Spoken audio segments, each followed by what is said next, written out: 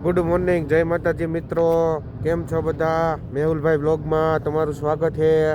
તો સવારમાં હું નીકળી ગયો છું જસદણ આપણે થોડુંક ઉત્તરાયણ મિત્રો આવે છે નજીક, તો મેં કીધું પતંગ ને દોરા ને હું બધી ભાવે મળે છે જાણતા આવી કેમ છે, મજા આવે તો લઈ લેવું. તો સવારમાં હું મોટરસાઇકલ લઈને નીકળી ગયો છું જસદણ બાજુ. હજી વાડીએથી નીકળો જ છો તો આ પંખા જોવા મળી ગયા. મેં કીધું આ પંખા તો બહુ ફાસ્ટ ફરે છે.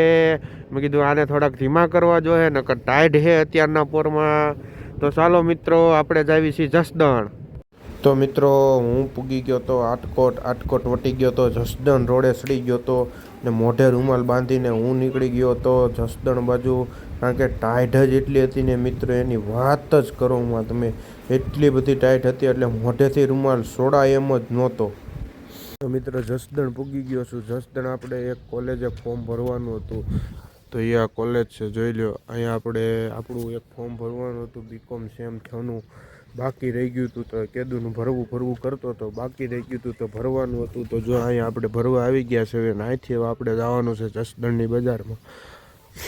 તો મિત્રો, કોલેજેથી કામ પતાવીને હું આવી ગયો. મારે જ્યાં થોડીક પતંગ અને દોરા વિશે જાણવાનું હતું અને લેવાનું હતું.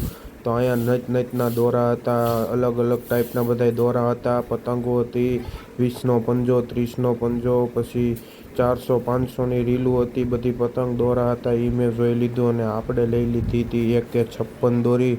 એ દોરી જો આપણી પીવરાવાઈ ગઈ હતી અને હવે વીંટવાની હતી ફિરકીમાં, તો એ વીંટાવા માંડી હતી અને આપણું કામ પતી ગયું દોરા પતંગ લેવાનું.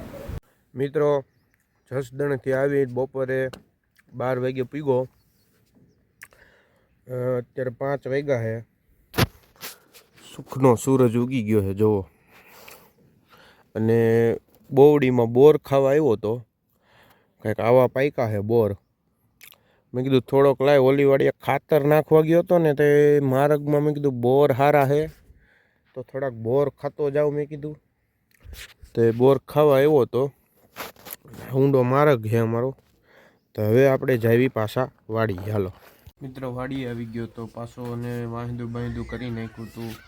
તો વાસળી ખેલ કરવા માંડી હતી. જો કેવા હતા કેવો લડે. હાલ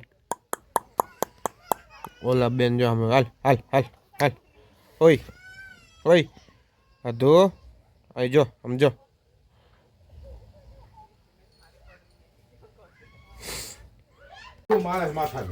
મિત્રો, અત્યારે મારા પપ્પા ગા દોવા બેસી ગયા છે. ગા ખળખાઈ છે અહીંયા. જો ગા દોવા બેસી ગયા છે પલોઠી વાળીને.